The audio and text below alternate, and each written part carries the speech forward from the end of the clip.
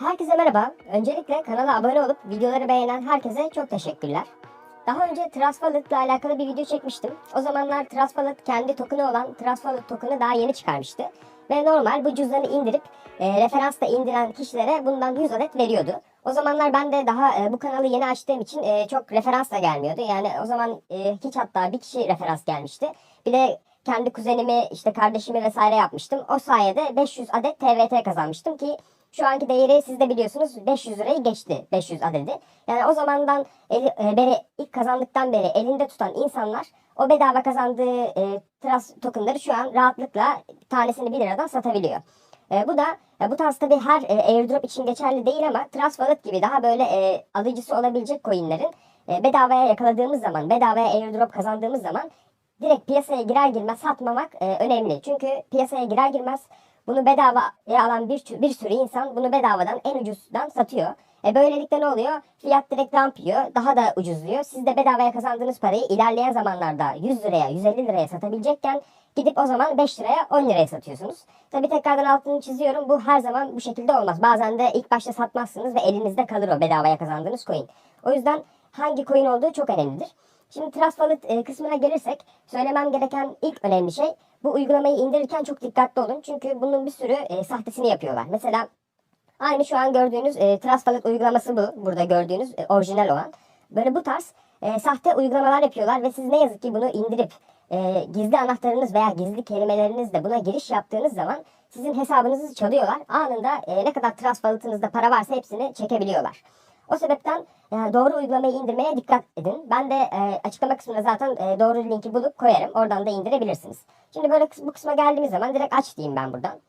Şöyle hemen şifremizi giriyoruz. Şifreyi girdikten sonra Trust Wallet direkt ekranına geldim. Sizin tabii burada Trust Wallet cüzdanınız olmadığı için, daha yeni açacağınız için ilk başta uygulamayı indiriyorsunuz ve şöyle ayarlardan göstereyim. Buradan indirdikten sonra size bu şekilde bir ekran geliyor. Diyor ki yeni bir cüzdan mı oluşturmak istiyorsun yoksa zaten bir cüzdanın var mı diyor.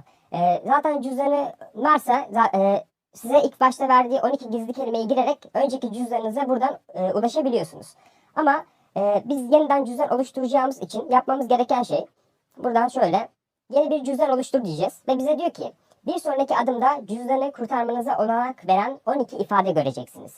Bu şu demek. Normalde mesela biz borsaya para attığımız zaman veya borsada para sakladığımız zaman bu paranın güvenliğini borsaya vermiş oluruz. Yani parayı biz saklamamış oluruz. Çünkü parayı saklayabilmek için o cüzdanın gizli anahtarını bilmemiz gerekir. Paranın sorumluluğunun bize ait olması için. Ama ne yapıyor? Borsa bunu kendi özel cüzdanlarında saklıyor bizim paramızı. Yani bizim herhangi bir anahtar saklama veya herhangi bir yere bir şey not etme gibi şeylere ihtiyacımız olmuyor.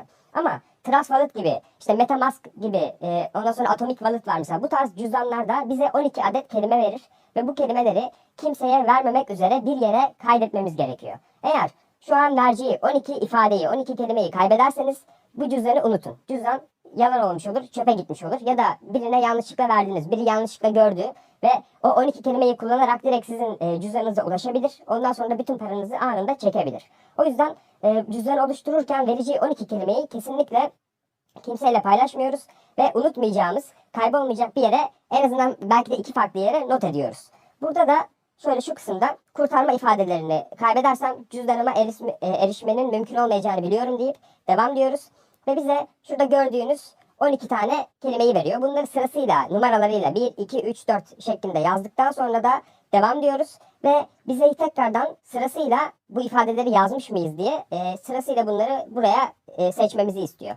Aynı sırayla düzgün bir şekilde seçtikten sonra da tamamlandığı yere tıklıyoruz. Ve yeni bir cüzdan oluşturmuş oluyoruz. Şöyle geriye çıkayım ben.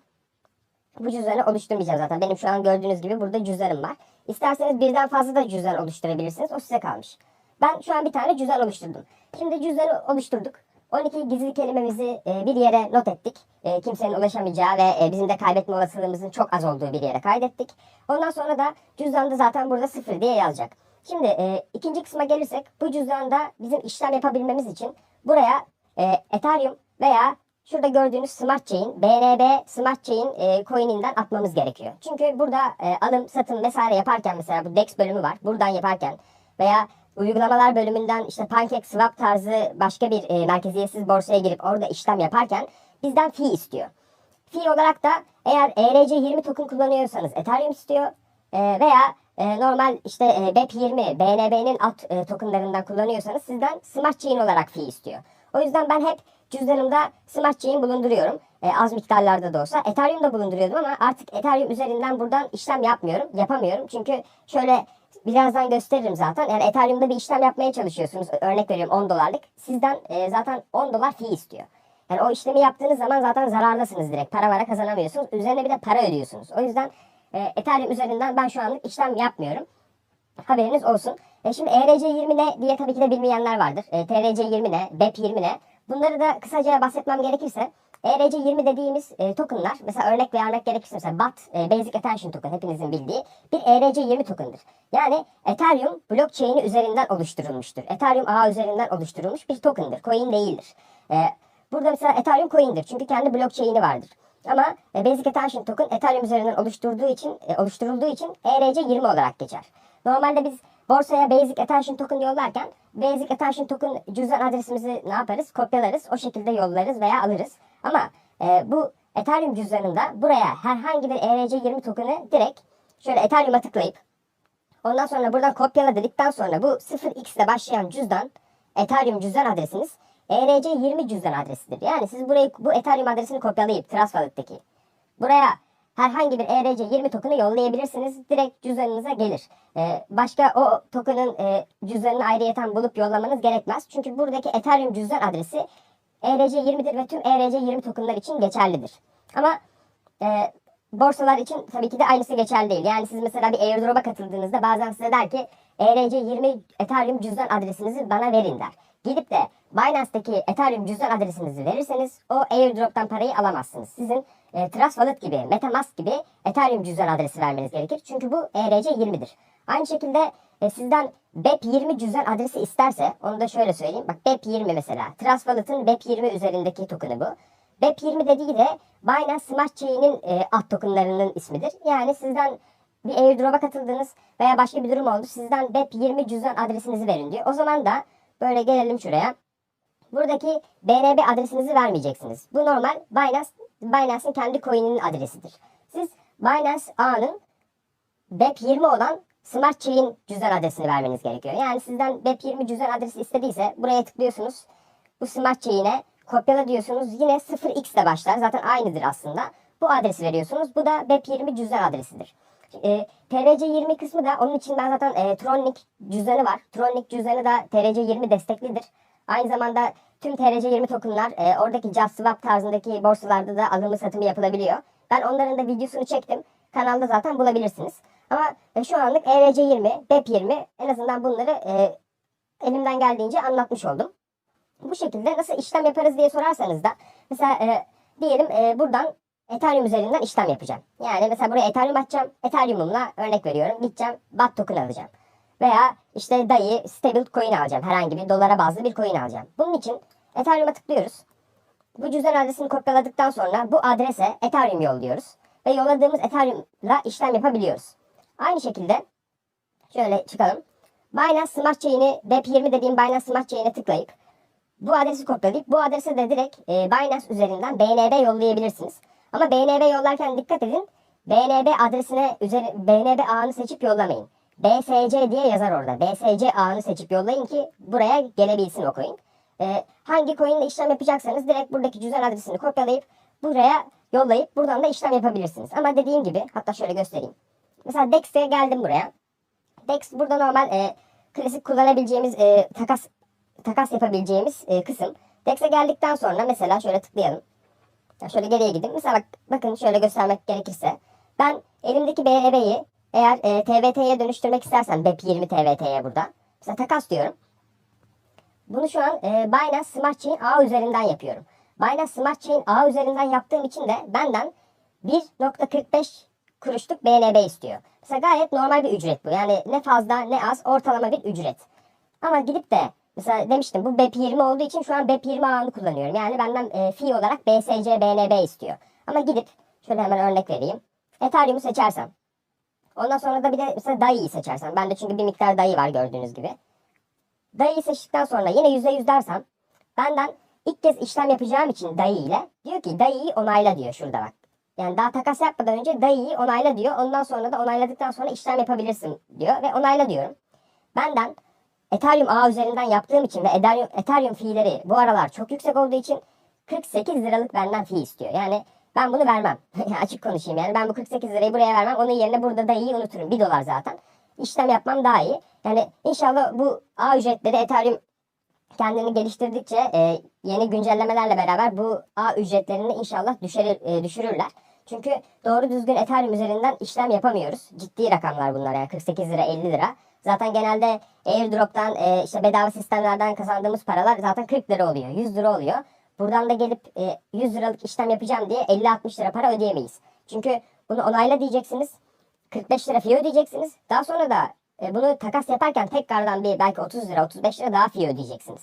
O yüzden dediğim gibi Ethereum ağını kullanırken fee'lere çok dikkat edin. Ben genelde Binance Smart Chain ağını kullanıyorum. Yani ne yapıyorum mesela? dAps'ları da göstereceğim bu arada. Mesela dAps'a geldik buradan.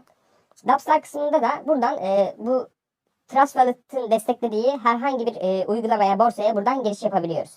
Mesela herkesin eminim az çok duyduğu, bildiği Uniswap borsası mesela. Bu Uniswap borsasında ERC20 tokenları Ethereum üzerinden değiştirebiliyoruz. Mesela PancakeSwap'ta da BEP20 tokenları rahatlıkla değiştirebiliyoruz. Hatta ben mesela şöyle göstereyim. Hatta şöyle PancakeSwap'a geleyim. Direkt buradan PancakeSwap'ı seçtim. Direkt zaten borsaya size aktarıyor. Buradan gördüğünüz gibi BNB üzerinden işlem yapabiliyorsunuz. Bunu da mesela sağ üstte şu kısımda herhangi bir buradan dAps'a girdiğiniz zaman uygulamaya, borsaya girdiğiniz zaman sağ üstte hangi ağda olduğunuzu görebilirsiniz. Ben şu an Binance Smart Chain ağındayım. Buraya mesela tıklıyoruz. Eğer Ethereum üzerinden işlem yapmak istiyorsak Ethereum'u seçiyoruz. Bu sefer Ethereum üzerinden fee öderiz. Ethereum üzerinden işlem yaparız. Ama ben Smart Chain üzerinden BEP20 tokenlarını değiştiriyorum buradan. Çünkü az fee alıyor. Mesela BNB'yi seçtik. Token seç diyor.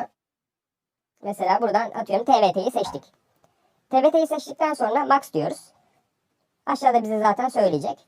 Direkt swap dedikten sonra elimizdeki BNB'yi buradan TVT'ye dönüştürebiliyoruz. Şöyle aşağı doğru inelim.